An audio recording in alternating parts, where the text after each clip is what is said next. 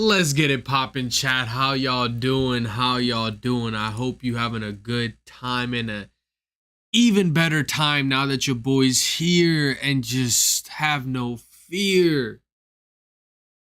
It's entertainment in this sphere, okay? I hope you got a cold one with you by your side. Get some ice in your cup.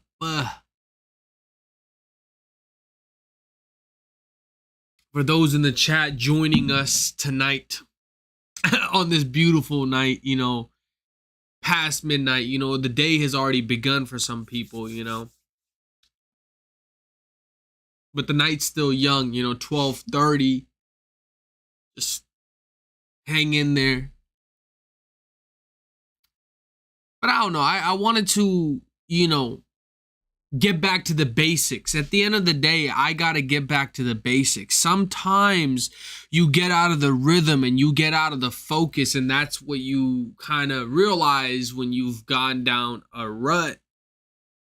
You got to get back to the rhythm, get back to the basics, hit them push-ups, hit them stretches before you hit the moonwalk. You know, that's what I tell myself, at least. You know, I'm out of shape. Trying to get back in shape, chat. Genuinely, you know, for myself. You know, at the end of the day, you know, I want to get in those good habits of not being a fat ass. Because, like, honestly, at the end of the day, if you look good, you feel good. So, you know, Gotta take it easy on that drink, but you know, that drink hit different sometimes. You know, when you got a hard day at work, you gotta have a piece of that drink to make it all worth it. That's the thing. At the end of the day, I feel like when you get old, you need a little bit of that drink in your cup to make sure your day goes by better. But that's just a little bit of me, though. You know, I don't know. Bro, I was in San Diego for a couple of days, and I cannot believe the comedy scene that's going on over there, man. It's so crazy. Every time I travel for work, I always, you know, join the comedy scene for like that couple of days that I'm there, and I love it, bro. Because you can do like 4 fucking shows in one night. You can do 4 mics in one night if you really tried hard enough. In Dallas, you have to drive like 2 hours to get to your next mic. And the other ones don't have nobody but comics there. But here, bro, in San Francisco and San Diego, because San Francisco was the last place I did comedy like that, and it was kind of the same vibe where even the smaller clubs seem to have people just waiting there. I don't know. I've not done stand up in Dallas in quite some time. I will say. I've been doing it in the little cities. You know, I've not been doing it in downtown. Because in downtown, there's a couple of clubs you can bounce around if you really know your way around. But I've not really done that. I might have to get into that rhythm, bro. I'm not gonna lie. I gotta chase that dragon again, man. I took a little break because I wanted to make sure my writing and my stand up was at a good level, but I forgot if you take a break you only get worse. You're not going to get better. But I wanted to have something a little bit outside of what I've been doing. You know, I wanted a little bit of a twist, you know, a little different type of stand up, but you know, that only comes with time and fucking stage time, to be specific, and experience. And I've not been fucking experiencing shit because I've been staying off the stage for the last like month and a half, it feels like, you know. Quinlan bombs like are different. I gotta get back to the Quinlan bombing stage, you know, where you're bombing but you can, you know, get your way out of it. You know, Quinlan's every Wednesday, bro. Let's get to it. Let's pack that bitch out. Hit the fucking like button, hit the subscribe button, or go on Mr.Muncher.com for all your comedy needs. Maybe I might be in your city next. You never know. You never know. Your boy is building something over here. You don't gotta build that huddle of comedy degenerates. Because this is a, you know, diary of an open mic comic at the end of the day. Lighten up. You know, we're having fun. We're having a good time over here. Sometimes I'm overly energetic, and sometimes I'm like, hey, yo, we gotta chill out. Let's figure ourselves out.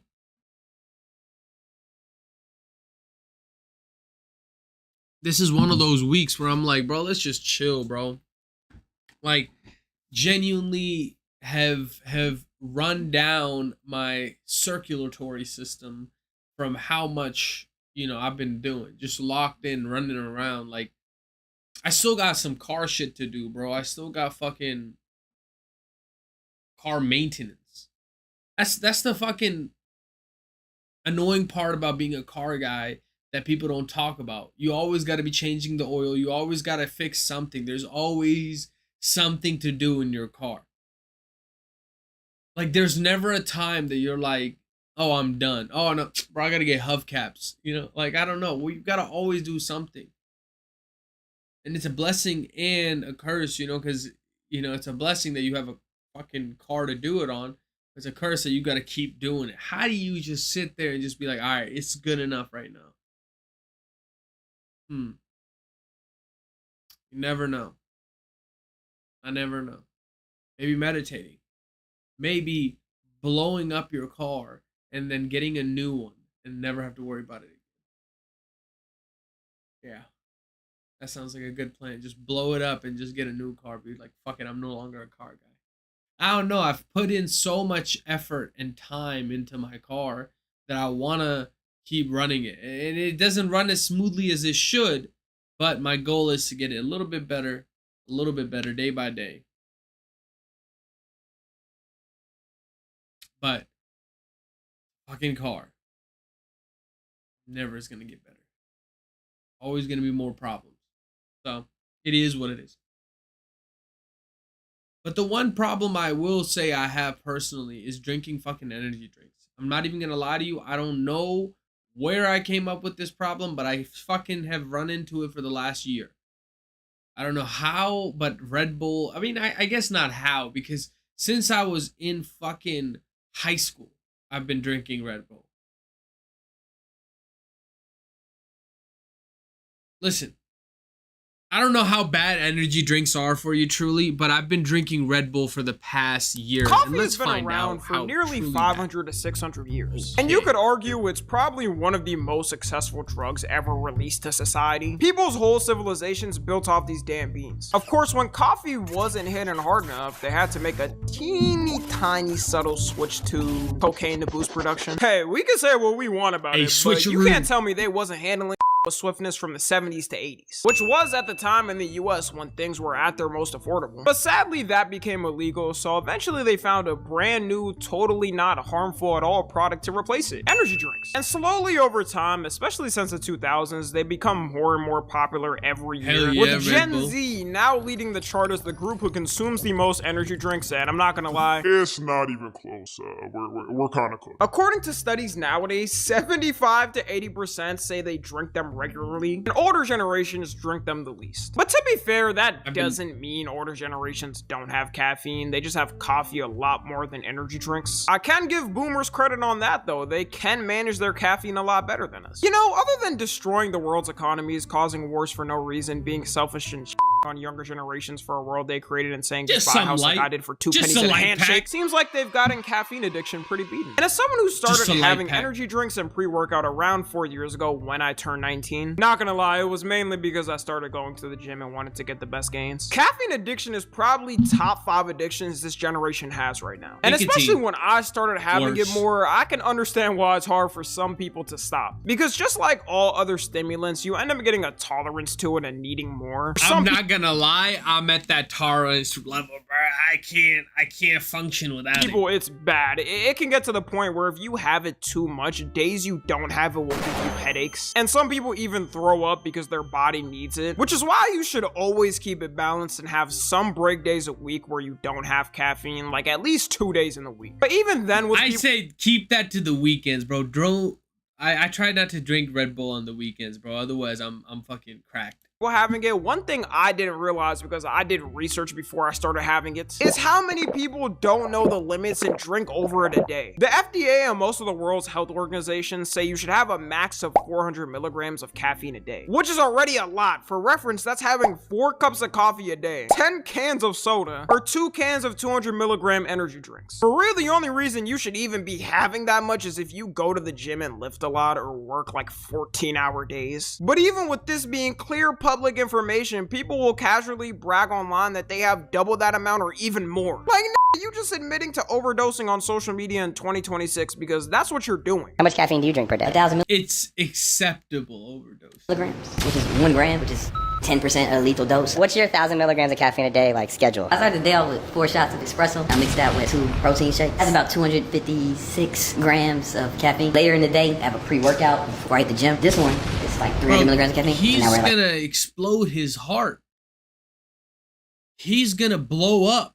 650, and then I'll probably either have another one of these later in the day for my second workout, or 4 more shots of espresso. So around 1,000. Do you have a problem sleeping? No, I sleep great. I track it with my Oura ring every night. I can drink a pre-workout and go to bed if I wanted to. What is the most amount of caffeine, milligrams of caffeine you've had in one day, and how did it make you feel? For me, my all-time high, career high, is 750 milligrams in one day. That's a lot. And I remember, so I had 2 rains, so that's 600 right there. Is and then he I had, I think, like pouring peanut butter on ramen noodles? What What's going on? 2 or 3 Diet Cokes. So that got me up to like $7.50. The comment section of this video is worse too. Somebody said 3,200, which is 8 times the max limit. 1,750 milligrams, which is 4 times the max limit. Funniest thing about this is having all this caffeine is actually gonna make it work worse for you. You're just bringing up your tolerance to the point of having one energy drink is gonna give you 0 effect on your body. So if you think you're caffeine addicted for almost having the limit every day, there's levels to this shit. You at level 2. Obviously, the main problem with having I'm a beginner to these guys. It seems like I'm a fucking beginner. Is you risk having a heart attack at any moment. Your heart can only handle so much stimulation before it pops. There was a sad case recently of someone in Gen Z passing away from having too much caffeine. The 17-year-old girl named Larissa Rodriguez was having energy drinks a lot from a specific brand called Alani. Now, at her age, even though it's not recommended to have energy drinks under 18, as a teenager, the max you're supposed to have if you do is 100 milligrams a day. And the Alani has 200 milligrams, so we're already starting off bad. On October 20th, 2025, she sadly passed away from a heart attack after having them. Although it's not exactly confirmed how many she was having a day, people are speculating it was way more than the limit because you don't pass away at that age without really putting pressure on your body. You saw that TikTok comment section. There was admitting to having absurd amounts and even they didn't pass away. The biggest thing going around 3,200 is a real number, or they trolling? Was that she was having 6 of them a day, which would be 1,200 milligrams a day. 3 times the daily limit, by the way, for an adult. And if that's really I remember one time I was chugging down 5-hour energy drinks myself with the Red Bull. It's so crazy how people don't check the limits of shit anymore. The fact that no one in her life told her she has to stop having that much because it's gonna make her die faster is crazy. If I had 1,200 milligrams of caffeine a day, I'd probably be able to run around the whole world 3 times and still be good. For her body, she definitely got used to it, which is the problem. And now her family's trying to sue the company, saying they didn't have enough warnings about excess caffeine use, even though it says it right on the can. Or you could search up the health facts online and instantly know the limits. Rest in peace to her. They're gonna have like people checking IDs for energy drinks soon enough. Tragic death, but this lawsuit is not gonna go anywhere. This would be the equivalent of someone who died from alcohol poisoning suing the beer company for giving them that much alcohol. Also, what the f were the parents doing? They should have especially asked her about her energy drink habits since she was having so much. My mom to this day still gets on my ass for having any type of caffeine, and I'm not gonna lie, she's right. Low-key, in general, no one should be having caffeine preferably. The tolerance comes up no matter what, even if you drink coffee. But if you are gonna be drinking it like most people in the world do, you should at least be hitting the limit max and not going higher than it. It also doesn't help that energy drinks have turned into a hobby for people. Like, why does everything have to be a hobby, man? TikTok has ruined doing any type of thing. You have people show off their collections of energy drinks like they're a car collector. They can point out I think it's because of the fact that they have so many flavors. Like Monster have 50 different flavors. I just like the Red Bull classics, bro. I'm a classic man. Just keep it simple. Every single chemical compound in each drink like they're Walter White. Like it becomes a collectible at that point. Like why?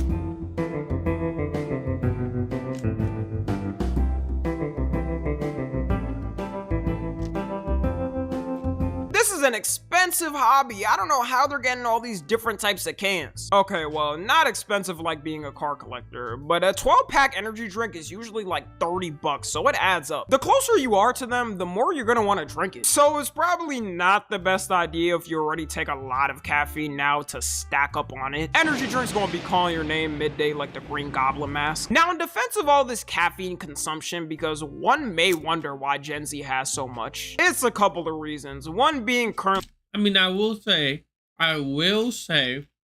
Red Bull made it seem cool by doing all those tricks and fucking cool shit. They make energy drinks seem cool. In college, and since you're studying a lot more, you need more energy, hence the energy drinks. Every generation has had their things for colleges. Back then, it was taking out your stress on a cigarette pack, or taking coke to make the 7 a.m. test. Also going to the gym a lot more, which like I said, is the reason I even have it on my days off I don't. If you're coming from working a long day and want to hit the gym after, most people need a little something to pick themselves up. Another thing some people might be surprised by is is partying. There's been an uprise in bars serving drinks with energy drinks intertwined or just drinks having it themselves. Some people completely replace having alcohol with just an energy drink and go to a concert. The alcohol industry might be dead by the time we're old. They're practically... I don't know about that. I know too many people fucking mixing Red Bulls and vodkas together. Begging for the youth to drink. But we have morals, alright? We draw the line at getting blackout drunk. We'd rather be getting heart attacks by 30 or getting severely addicted to gambling that we lose our life savings. It could also be that statistically Gen Z right now is the most stressed generation. Whether you believe that or not, every time a generation is feeling stressed, there's always something to help with that cope. One of the other drugs. The reasons for the uptick is it seems like everyone has an energy drink now. I can't even count on my hands how many celebs have come out with their own custom energy drinks. The Rock has one, Kim Kardashian has one, Logan Paul and KSI, which we all remember. Kids were getting cracked out thinking a prime energy drink was just like their apple juice, only to all of a sudden be able to bench 500 pounds 5 times in a row. Parents don't truly check on...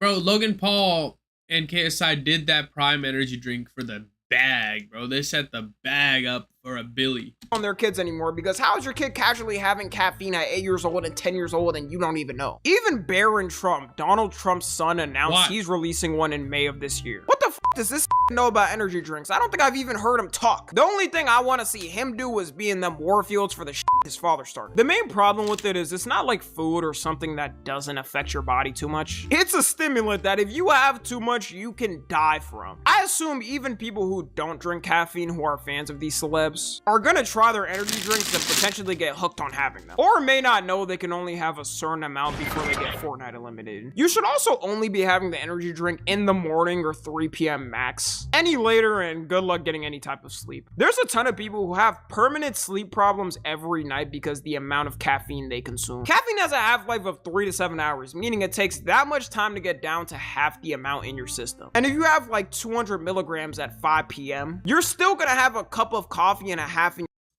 And there's people I've met, they'll drink 2 coffees and they're like, I'm okay, I can sleep. And they're asleep, they're like fighting somebody in their sleep. Your system by 10, extending the time it takes for you to sleep. You most likely won't be able to sleep until like 1 or 2 a.m., which for anyone in school or that has a job, that's probably gonna make life worse for you. Or you're gonna have the worst stage of it, having to take copious amounts of caffeine in the daytime. That's me. While at night downing a bottle of melatonin to fight it. It creates an endless cycle of you doing that until one day you either take a break, or I guess wait until you're at 900 milligrams of caffeine every day and have a heart attack in the middle of the night. To wrap it up, the main lesson of today's I might have to chill. Video, I guess, is to always remember the limits of caffeine. More and more are there cases of people either having heart attacks or destroying their bodies over having too much, which is why we should put cocaine back in Coke bottles. Follow me on Twitter. Honestly, you right, bro. I'm not even gonna lie to you. We probably need some more drugs in our bodies for sure. I 100% understand it. But look, in our generation, we're losing hope. We're losing a lot, you know? So we don't give a fuck about what else we're putting in our body. Our food is disgusting. It's plastic. You're genuinely eating plastic nowadays. If you're eating fast food, it's like 80% beef. What the fuck is the other 20%? Huh? Taco Bell beef gives you shits and the lettuce gives you diarrhea. What the fuck? I love Taco Bell, but get the fuck out of here with all this fake beef. And same thing with McDonald's, this fake beef, bro. Allegedly in GTA, they have like 70% beef. They don't even have 100% beef. What's going on?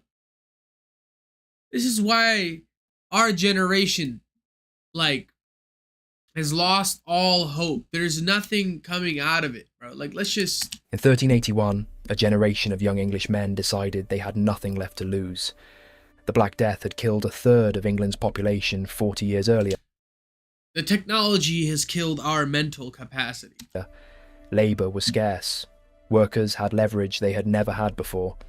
And the ruling class responded by passing the Statute of Labourers, legislation that legally capped wages, prevented workers from moving to better opportunities, and attempted to freeze the feudal order in place by force of law.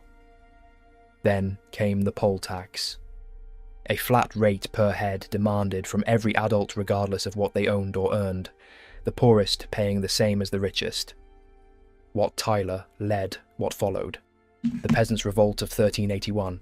Young men who had done everything the system asked, worked the land, paid the taxes, fought the wars, and found that the system had no intention of keeping its side of the bargain.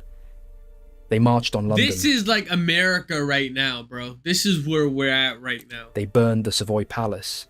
They stormed the Tower. King Richard II, who was 14 years old, rode out to meet them at Smithfield and promised everything they demanded.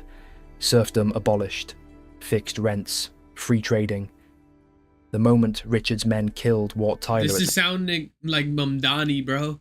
This is sounding more and more like Mamdani. The meeting, the promises evaporated. The revolt was crushed. The leaders were executed. But something had changed, not immediately. Over the following century, serfdom did disappear from England. The specific energy of men who had nothing to lose, directed at a system that had broken its contract with them, produced a consequence that outlasted the suppression. What is this sounding and feeling like, chat? What is this sounding and feeling like? America in the 21st century, don't it? Of the revolt itself. History is full of this. The specific pattern of young men excluded from the legitimate pathways of their society, deciding the contract is broken, and the energy that produces going somewhere. Sometimes somewhere constructive, sometimes somewhere that terrifies the people who created the conditions for it in the first place. We are building those conditions again, right now. And the question nobody in mainstream politics is seriously asking is where this energy goes. Because here is the honest state of... It's going into racism.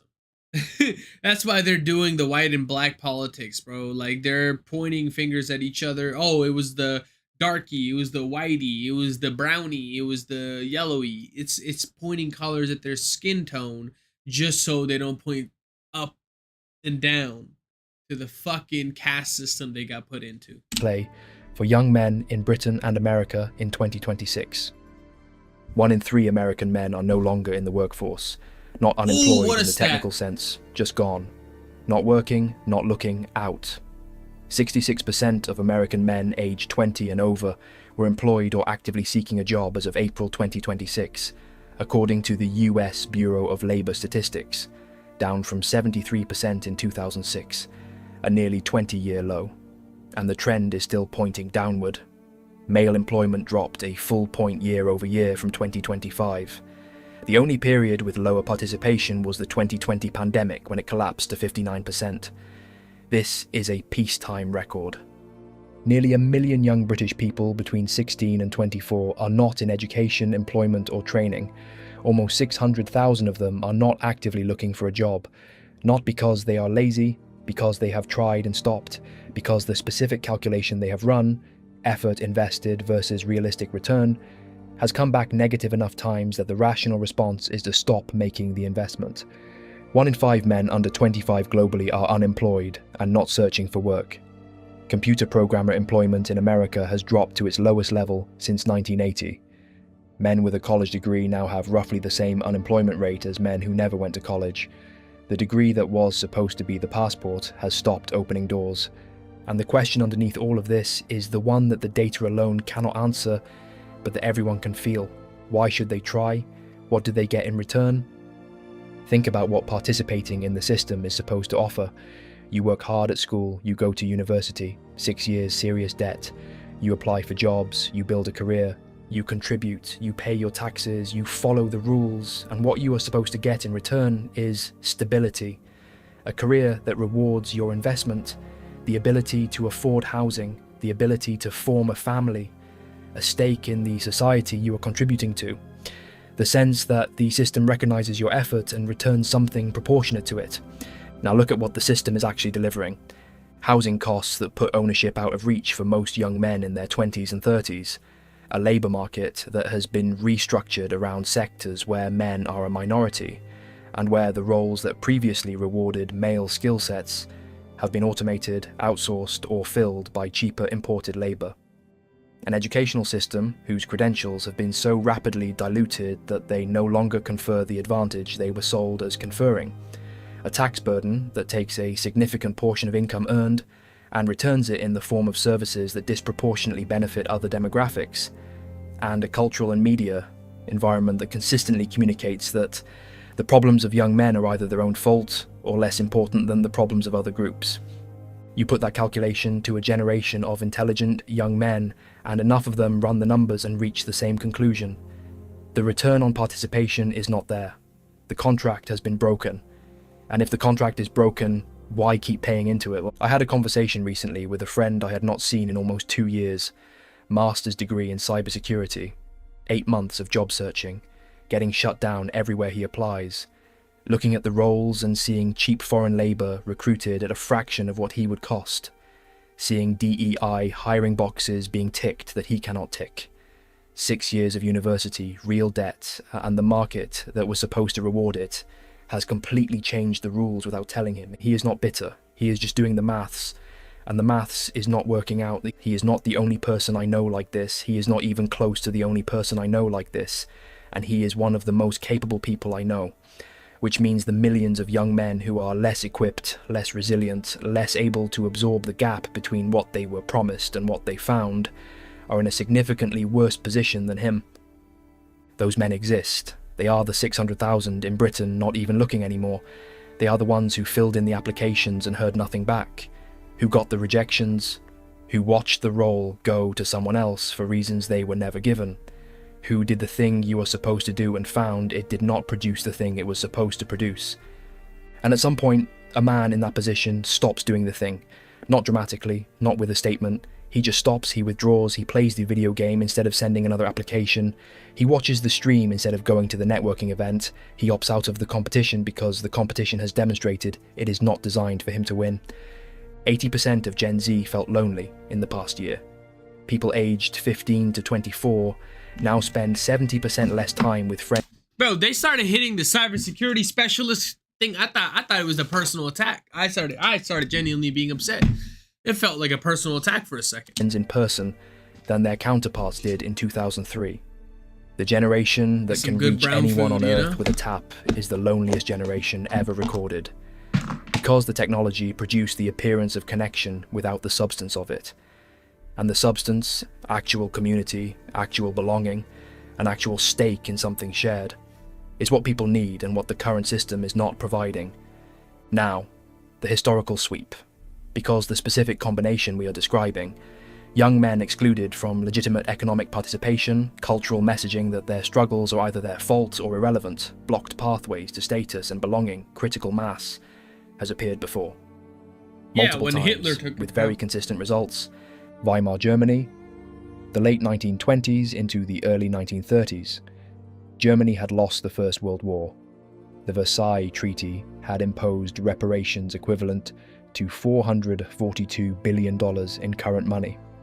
Hyperinflation in 1923 had wiped out the savings of the middle class virtually overnight. The Great Depression hit in 1929 and pushed unemployment to 33%.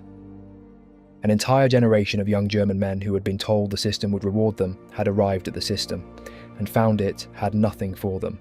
Hitler did not come to power primarily on the support of the already desperate. He came to power on the support of the formerly comfortable. The people who had grown up with reasonable expectations of economic security, who had built their identities around those expectations, who experienced the destruction of those expectations not as bad luck, but as systemic betrayal.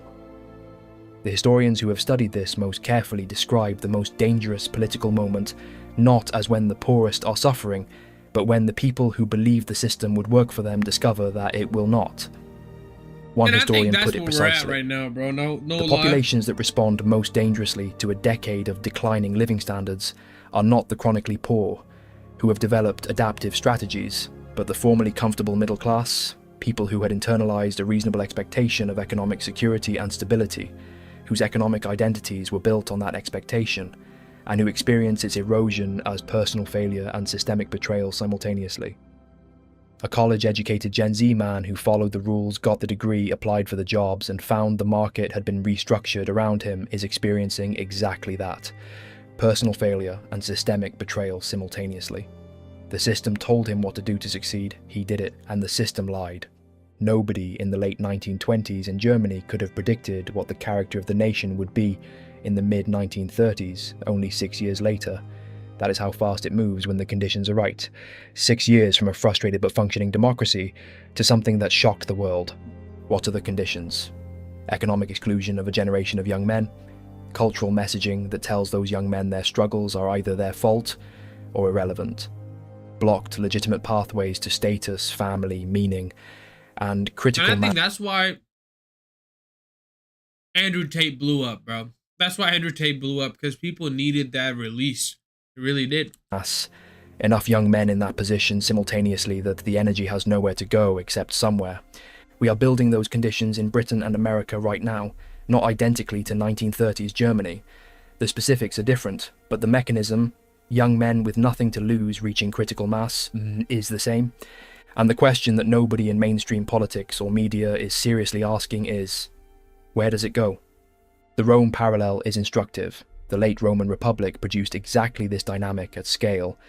The concentration of land ownership in the hands of the wealthy had dispossessed the Roman smallholders.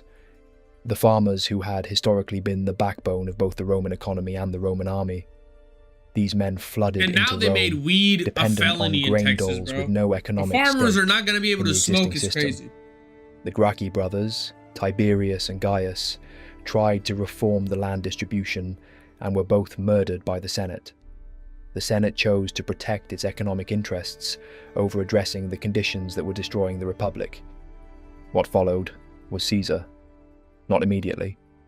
Through a generation of escalating political violence, military adventurism, and the gradual erosion of the Republican norms that had kept the system stable, the dispossessed men with nothing to lose. That's what's going to happen after the Epstein files, you know? Now that they never got released, there's some people that were waiting on that are going to low-key lock in 10, 15 years from now. They're going to lock out. Did not produce the fall of the Republic directly. They produced the political conditions in which a man willing to offer them recognition and purpose could bypass the existing institutional constraints. Caesar understood something the Senate did not. That's why a lot of people The men thought who had Trump been was in excluded from the 2016. system were not going to quietly accept their exclusion. They were a resource. They were energy. The question was only who was going to direct it. The French Revolution is the same mechanism, not caused by the poorest people in France, caused by the people who had enough education to understand they were being excluded from a system that claimed to serve them, young men who had been told that talent and effort would be rewarded in a society that was actually structured to serve inherited privilege, the combination of education, aspiration, and blocked opportunity. That combination is extraordinarily combustible. It was in 1789, it is now. Nietzsche saw this coming in a different form. He wrote about the last men, a society of people who have given up on ambition and greatness, who have invented happiness, who blink complacently at the world and ask what is love, what is creation, what is longing, what is a star. The specific description of a generation that has been told to want less, that has been managed into contentment with diminishing returns, that has substituted the small pleasure for the large purpose. But Nietzsche also wrote about what happens when the last men become the men with nothing to lose, when the managed contentment stops working because the management has failed, when the small pleasures are no longer available because the economy has removed them, when the digital distraction stops filling the gap because the gap has become too large. The energy that had been managed into passivity has to go somewhere. It does not dissipate, it redirects. The specific question for 2026 is where it redirects. And that depends entirely on what legitimate pathways remain available and what voices are speaking to the young men who are standing outside the system looking in. Bro. The Gracchi School offered land shootouts, reform. bro. Caesar offered military glory and political representation. The French revolutionaries offered liberty and the destruction of the old order. Hitler offered national pride and the identification of enemies responsible for the humiliation. What these all have in common is that they were speaking to young men who had been excluded from legitimate participation in the system, and offering them something, anything, that acknowledged their existence and their frustration. The British and American political classes are currently offering Gen Z men roughly nothing that speaks to their specific situation. The mainstream left tells them their problems are less important than the problems of other groups and that their identity is suspect. And that's The why mainstream Nick right Fuentes tells has them a to work harder and stop complaining. giant Neither audience. is listening. Neither is offering anything that corresponds to the actual experience of a young man who got the degree and did the job search and found the market had moved. That vacuum does not stay empty, it fills. And the question of what it fills with is the most important political question of the next decade. This is where we are. The data says so, the history says so, and nobody in charge seems to be paying attention. Let me go deeper into the Weimar parallel, because it is more precise than most people realize and the precision matters. Weimar Germany had a 33% unemployment rate at its peak in 1932. The reparations had stripped the country's wealth. The hyperinflation of 1923 had destroyed the savings of the middle class in months. A generation of young German men who had fought in the First World War came home to find there was nothing for them. No jobs, no prospects, no recognition of what they had sacrificed. The republic that had replaced the Kaiser was associated in the minds of many with the humiliation of Versailles and the economic catastrophe that followed. Hitler did not win his initial support from the permanently poor. He won it from the formerly comfortable, from the young men who had been promised a place in a functioning society and found the promise had been broken, from the veterans who had fought for a country that subsequently had no use for them, from the students who had educated themselves for roles that no longer existed. The specific combination, education, aspiration, and blocked opportunity produced an energy that the Nazi Party was uniquely positioned to channel. Historian Richard Evans described the Nazi voter as disproportionately young, male, Protestant, and from the middle class rather than the working class. Not the chronically desperate, the newly desperate. The people who had internalized a reasonable expectation of their place in society and found that expectation systematically violated. That is the precise profile of a significant portion of Gen Z men in Britain and America in 2026.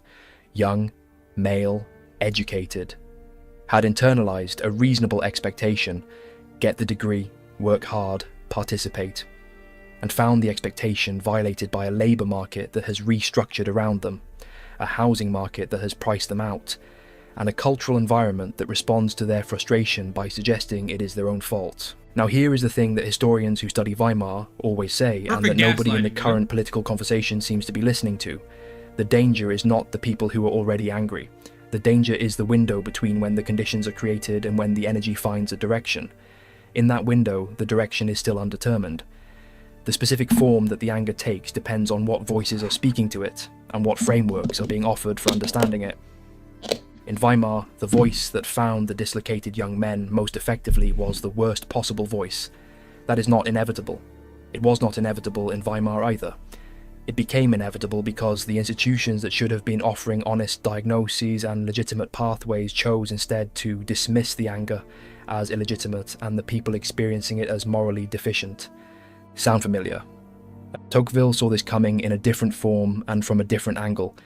Writing in the 1840s, the French political philosopher described what he called soft despotism, the specific danger of democratic societies.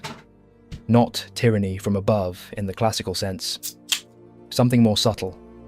A government that keeps its citizens comfortable enough to prevent revolt, but not engaged enough to produce genuine citizenship. That reduces... Opening a new Sprite, nothing like it. Nothing like that acid reflux as soon as you take that first sip. Its subjects gradually, he wrote, to being nothing more than a flock of timid and industrious animals, of which government is the shepherd. The specific mechanism Tocqueville described is this.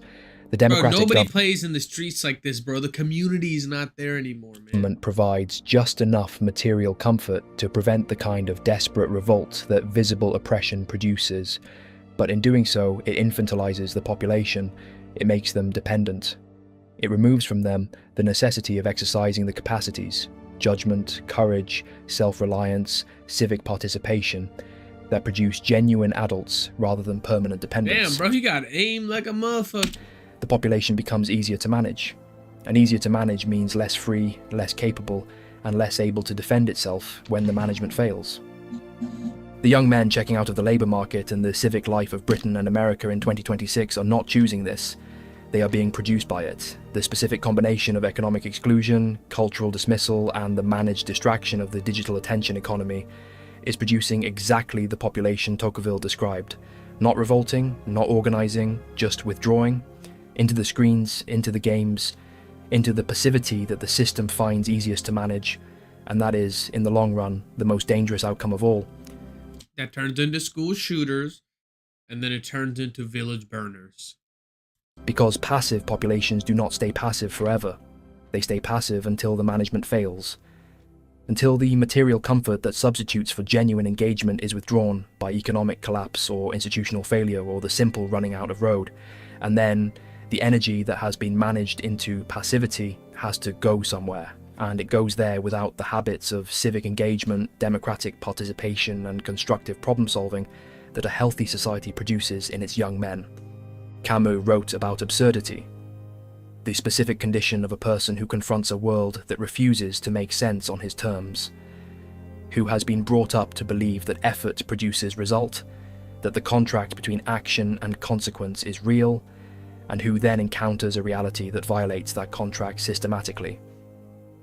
The variable ratio reinforcement of the job application process, sometimes you hear back, mostly you do not. There is no discernible logic to which applications succeed, produces exactly the psychological profile that Camus was describing. The world that will not respond rationally to rational action. Camus said the response to absurdity was revolt, not violence, the philosophical refusal to accept the absurd as final, to keep acting in the face of a universe that does not respond. The alternative, what he called suicide, though he meant it philosophically rather than literally, was the abandonment of the project. The decision that the gap between effort and result was so permanent and so fundamental that the effort was not worth making. The 600,000 young British people not even looking. Y'all think universal basic income can fix all this?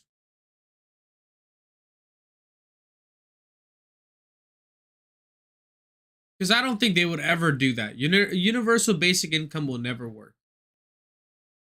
Because it would never be enough. Like, the prices of goods and services will keep going up. For work have made, in Camus' terms, a philosophical decision. Not a dramatic one. A quiet one. It's just like how the government guaranteed college loans to colleges. Like, hey, we're going to government back these. Obviously, these motherfuckers cannot default on them. But government will step in and pay off a lot of, these loans. So colleges just raise their tuition rates, They have looked at the gap between what the system promised and what it delivers and decided the effort is not worth making, and that decision is entirely rational given the evidence available to them. The irrationality is not in their response. It is in the conditions that produce the response. Now, the family formation picture. Because this connects everything, and it is not about dating in the trivial sense. It is about the specific biological and social mechanism by which a society reproduces itself and the specific damage being done to that mechanism. Only 26% of Gen Z adults aged 23 to 29 are married. At the same age, 42% of millennials were married. The median age at first marriage in America hit an all-time high in 2024, 30.2 for men. It is on track to exceed 31 by 2030. Gen Z adults are having sex at roughly half the rate that the same age group had in 1990. Hey, listen, you ain't gotta call us broke and virgins, goddamn. These numbers are not primarily about culture or attitude, or the specific choices young people are making about how they want to live. They are primarily about economics. 44% of Gen Z cite financial readiness as the top barrier to marriage, higher than any other generation surveyed. Half of single Americans say they are going on fewer dates because of the cost. Gen Z adults spend an average of $205 per date and go on about 9 dates a year. That is $1,845 per year, 3 to 5% of annual income for the typical young worker, on the basic social activity that produces the relationships that produce the families that produce the next generation. A generation that cannot afford to form families is a generation that will not form them, not because they do not want to, because the economic conditions that make it possible have been removed. The housing that would allow a young couple to start a life together, the job security that would allow a man to feel he had something to offer, the cultural framework that would make the investment of commitment feel worthwhile. All of this matters not just at the individual level, but at the civilizational level. A society that stops producing children at replacement rate does not continue in its current form.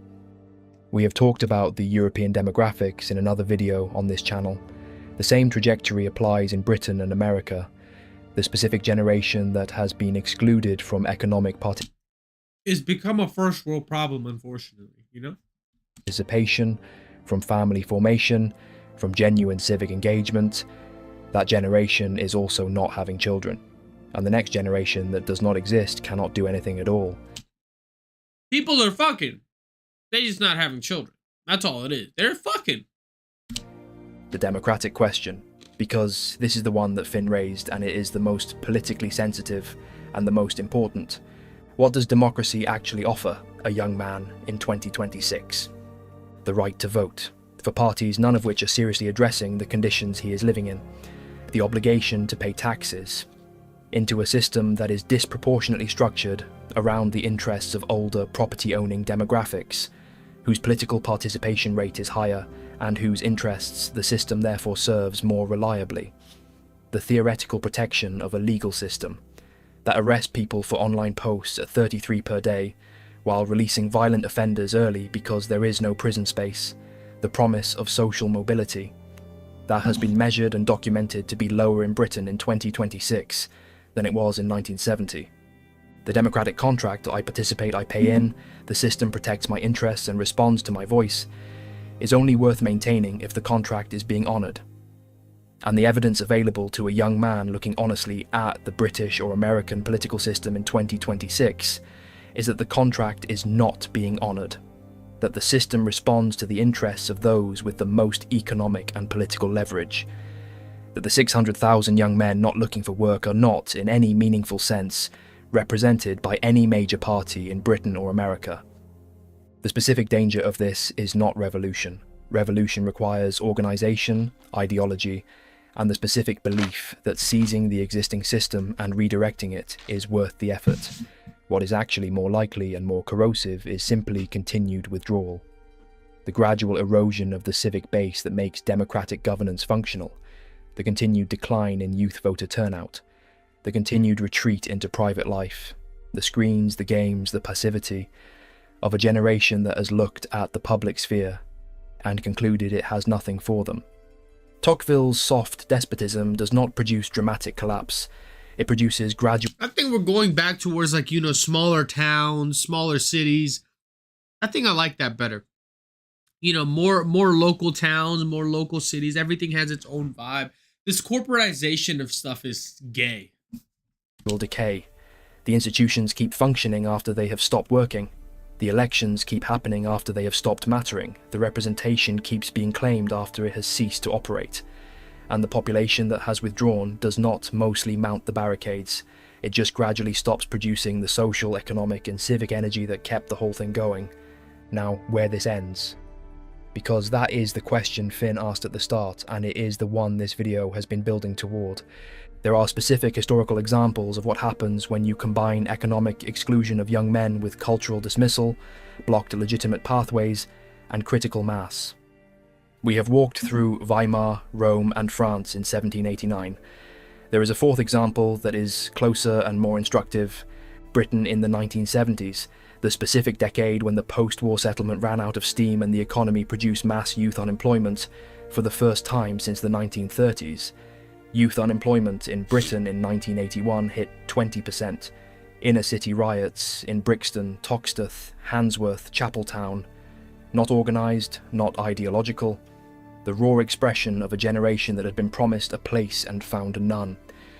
The political response to those riots determined... That's what's going to be if AI does what it's supposed to do, right? Like, if AI does what it's supposed to do, take away even your gig jobs like delivery and fucking Uber. If Waymo takes over Uber, we're about to have some nasty and angry Indians running around. Shape of British politics for the next 40 years. Thatcher's government diagnosed the problem as excess welfare dependency and insufficient market discipline, and responded with policies that further concentrated wealth and accelerated deindustrialization. The energy of the 1981 riots was drinking managed, from the fire not hydrant. addressed, What's managed, going on? into a political and cultural settlement that delivered prosperity for the already prosperous and gradually I thought a police withdrew the officer just conditions about for to come everyone up and else. just shoot him. Like, The settlement fuck out is of still here. running. It is running out. The boys who rioted in Brixton in 1981 are in their late 50s and 60s now. Their sons and grandsons are the 600,000 not looking for work. The energy did not go away, it accumulated. It is larger now than it was in 1981 because the conditions that produce it are more extensive and more durable, and the institutions that might address them have less credibility and less capacity than they had 40 years ago. What specifically happens when this reaches the point where it can no longer be managed by screens and distraction, and the slow drip of welfare payments just sufficient to prevent overt revolt? That is genuinely uncertain. History offers several people will get possibilities. to war. I don't know what to say. I'm getting tired of this video essay. It was a pretty good video essay, W video essay, but god damn, that got sad, bro. Yeah, are we gonna fucking go to war? I don't know. What I do know is we need to get to the bottom of history's best kept secret. We're getting a little There's been a lot philosophical. coming out of the government regarding UFOs and UAPs. A lot of people are saying they're aliens. Others say it's all a psyop and fake lies. It is. And the theory that it's all angels and demons has been floating around too. Okay. But one idea We're seems not to get on overlooked. Have we considered that this could possibly be some kind of breakaway human civilization? What? Who developed advanced technology separate and hidden from our modern 21st century world? All right. We're smoking some crack, okay? Now, look, it's that time of the night. We're on some good drugs, okay? We're just suspend your beliefs.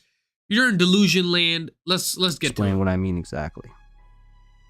There have long been theories and even mythological stories of a certain group who developed advanced technology long before our modern world and was able to stay hidden and separated from the developments and explorations of our Western world. The theory goes that these hidden places and alien-like bases have been found on different occasions in different areas by multiple modern governments. Wow. Likely beginning around the turn of the 20th century. Okay. And we're going to look into all these stories in a minute. I'm They amused. say these bases, or entrances to the world of this breakaway civilization, are located at the poles. Hollow Earth? Both the North and Antarctica. And they've been reported under the oceans in a number of places as well. And USOs, unidentified submerged objects, have been reported by man throughout history. Columbus, Pliny the Elder, even Alexander the Great all have writings and stories about them seeing USOs. And this is a common phenomenon seen by modern naval sailors and ship captains as well. This has long been a theory to explain UFOs, that they came from beneath our oceans rather than space. I mean, they do say theories 70% of the oceans have not been looked around at, you know? The National What can be down there? Some squid pussy. Socialist Germans found these people sometime during or shortly after World War II. They were obsessed with this breakaway civilization. They believe they were the original descendants of this advanced civilization. Oh, okay. Is that The who I think it Atlanteans. is? Is that Hitler's? They say small groups escaped their Oh, ideal boy. island when it sank beneath the sea, as Plato told. They were the Übermensch written up by Nietzsche, and the gods from mythology. It was long held in the minds of man, especially during the age of exploration, that the world of the gods and the heroes was separate from the rest of us. They thought they'd find it in the New World, and some say they did, Oh, they also or thought at least germs the last were real, remnants but- of it. But some say it actually still is yet to be found, the place where the gods lived, where the myths took place. I mean, the I'm island not of gonna lie, prosperity. bro. If you had nothing else going on, you were like, bro, fuck it. I want to go on an adventure. My bitch is annoying as fuck. I just want to go on a whole adventure that's gonna take 300 years. That's what Odysseus was about, right? Like, that boy was like, bro, fuck it. My girl always just yapping and annoying as fuck. I'm gonna take another 2-year-long voyage just to avoid her, and maybe go on a fucking 10-year voyage finding love with this side chick. I don't know, bro. The sacred People island did of the so immortals, much. the Garden of Eden, Asgard. It's called different things by different cultures. This is where the same locations come back into play. the poles, and under the oceans. The National Socialist German scientists and archaeologists traveled the world and studied the myths and stories from hundreds of cultures, and came to the conclusion that this place existed deep within massive expanses of space under the Earth's crust. Giant caves, similar to that of the Hong Son Dong Cave in Vietnam, Hong Song or Dong. the Mammoth Cave system in Kentucky. Holy shit. Some actually say some of these super deep caves might actually lead to this inner Earth-like civilization. But Germans believe they were specifically at the poles. Hyperborea, Thule, Agartha, or Shambhala.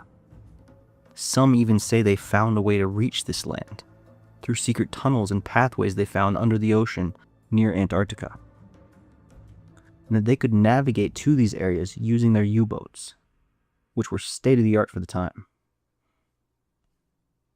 And this is where many of them escaped to after the war was over, the theory goes. And it's well known that they were on the if verge. we go to the other side of wherever this is, you're gonna find Nazis? Holy shit, bro. You're gonna be fucking walking into the worst army possible, bro. Magical Nazis, bro? You're gonna go interdimensional Nazis, bro? Holy shit. And I'm a colored of man. inventing some new advanced propulsion system just before the invasion of Berlin. The Nazi Bell, Die Glock. Die Some Glock. say this was technology that was reverse engineered from what they found on their travels to what they claimed to be Shambhala or Agartha, the inner regions of Earth, Die as they Glocke? claimed. The flat earthers will tell you this is the regions beyond the poles. The round earthers will tell you that it's secret zones that exist on or near the poles where the weather turns mild and civilizations have long been locked in isolation. It's only hidden and guarded off and erased from our maps by modern controllers. They What if point to they're instances both right and it's hollow? like Admiral Byrd on his expedition to the South Pole, explicitly stating that there was vast regions of greenery. And it often seems that tools like Google Earth blur out massive regions on both poles. Or the fact that early maps depict the poles as heavily inhabited, especially by creatures and characters from mythology. Giants, cyclops, dragons. And Mercator himself depicted the North Pole as a massive island continent inhabited by pygmies, with a huge black mountain at its center. Rupes Nigra, Mount Meru, the Axis Mundi, the spot all compasses point to. These are the different ideas as to where this breakaway civilization could be located, and the Germans in World War II were looking for these places. They literally had the first base in Antarctica, and went on archaeological expeditions specifically looking for this mythological place. And when you hear some of these stories of What are what the these ancients words? said these Zumun places land. were, you might want to set out on an expedition for them too. Shit, if I had the goy bucks. Here's the for story it. of Shambhala. This one appears in Hindu writings and ancient pre-Buddhist Tibetan scriptures. It's described as a hidden utopian realm with a central palace, or capital, surrounded by mountains, forests, and lakes, Wow. inhabited by enlightened or highly advanced beings who live in harmony, free from suffering, greed, and conflict. Just They sounds practice fun what's as hell. known as Kala Chakra.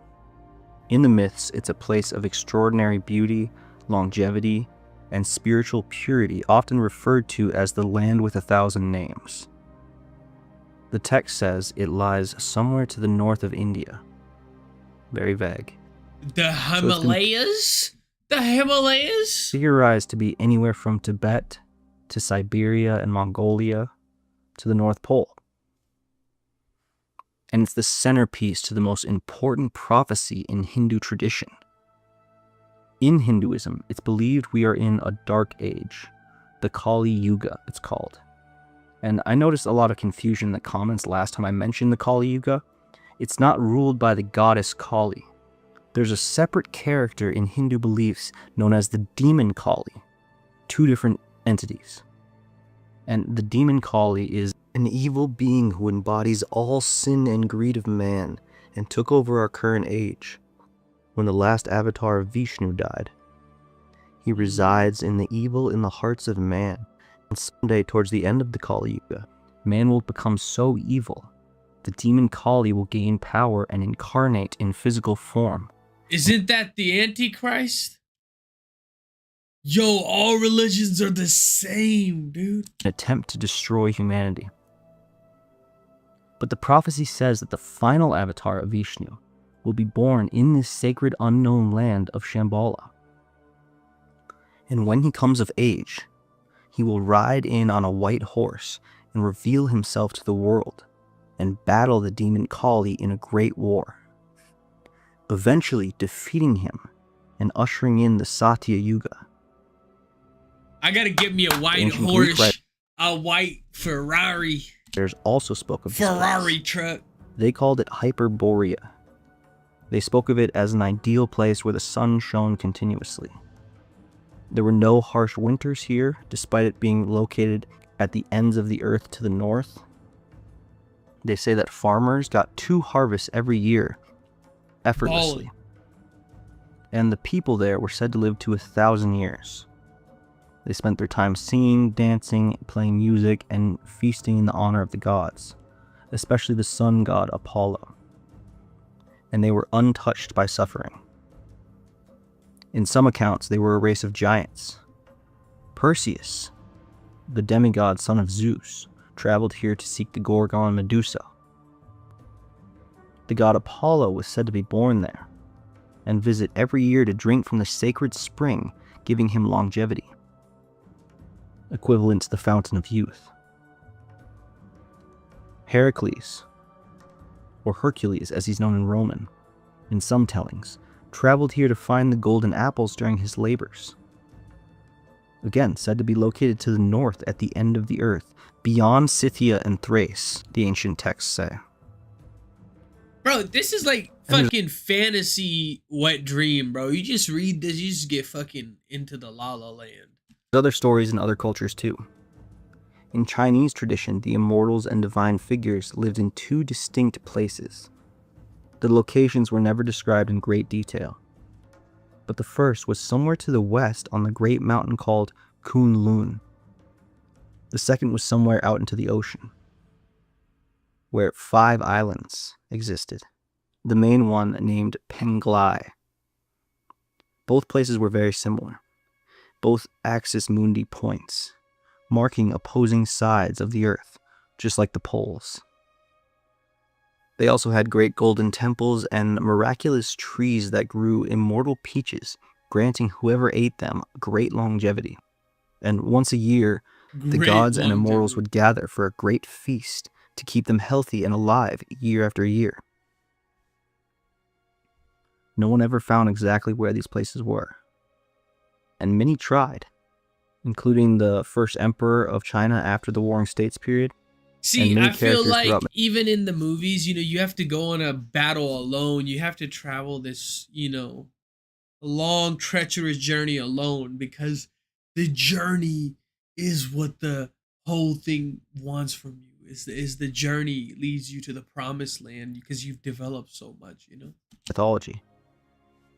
But they easily could have been referring to the 2 separate polar regions. We also find a similar story in Babylonian tradition, their idyllic region of Dilmun. The Celtics have the other worlds, which eventually became Avalon from the King Arthur tradition. This is where they gave fucking the Dragon Ball Z island from, of eternal bro. youth, where King Arthur is still said to reside to this day, and where some stories say the Holy Grail is located.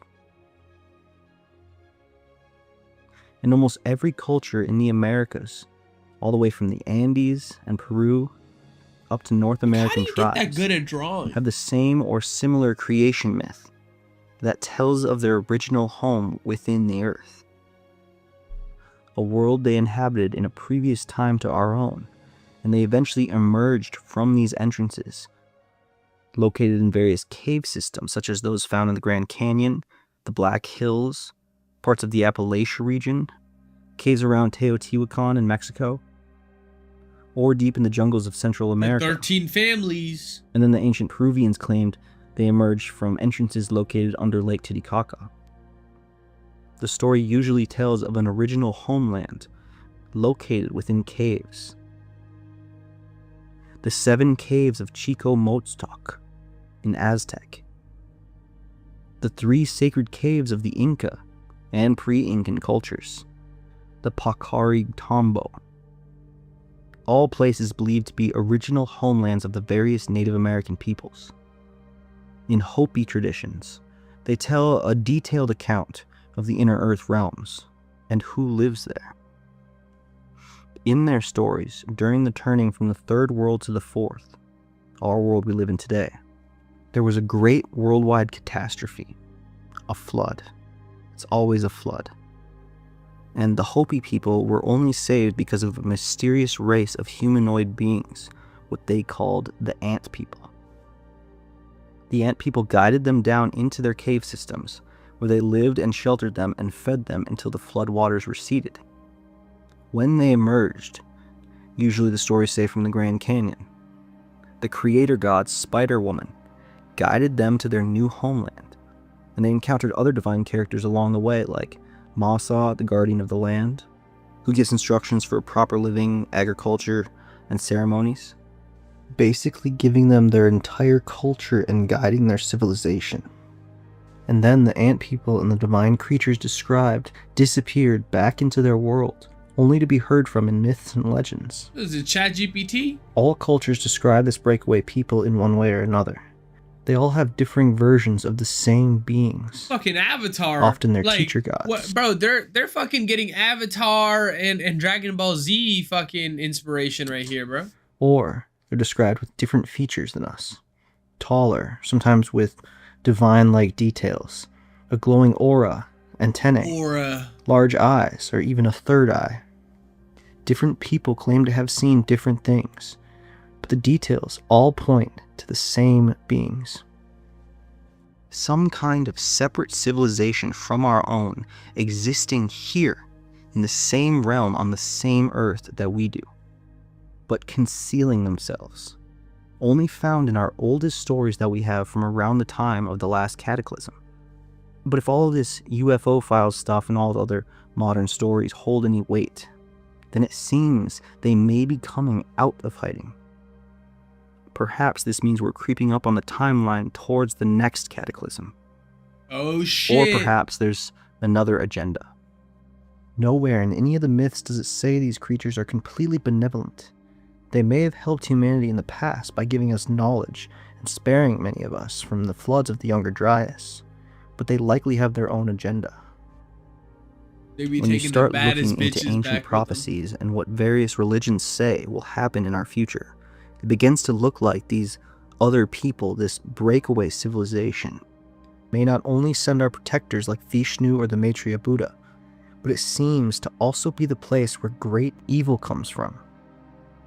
The beast in Revelation, the demon Kali, the Titans, the serpent gods, the ones who brought knowledge to humanity, like the serpent in the garden, or Prometheus giving humanity fire.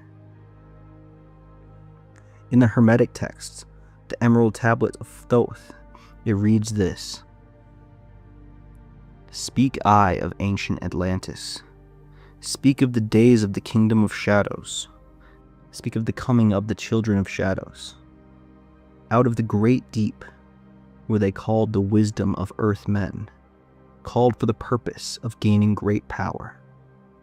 Far in the past before Atlantis existed, men there were who delved into darkness, using dark magic, calling up beings from great deep below us. Forth came they into this cycle. Formless were they, of another vibration, existing unseen by the children of earthmen. Only through blood like summoning could they demon have over formed here? being. Only through man could they live in the world. In ages past were they conquered by the masters, driven below to the place whence they came. But some there were sounds like who he's remained, about to summon hidden a in demon. spaces and plains unknown to man. Lived they in Atlantis as shadows, but at times they appeared among men.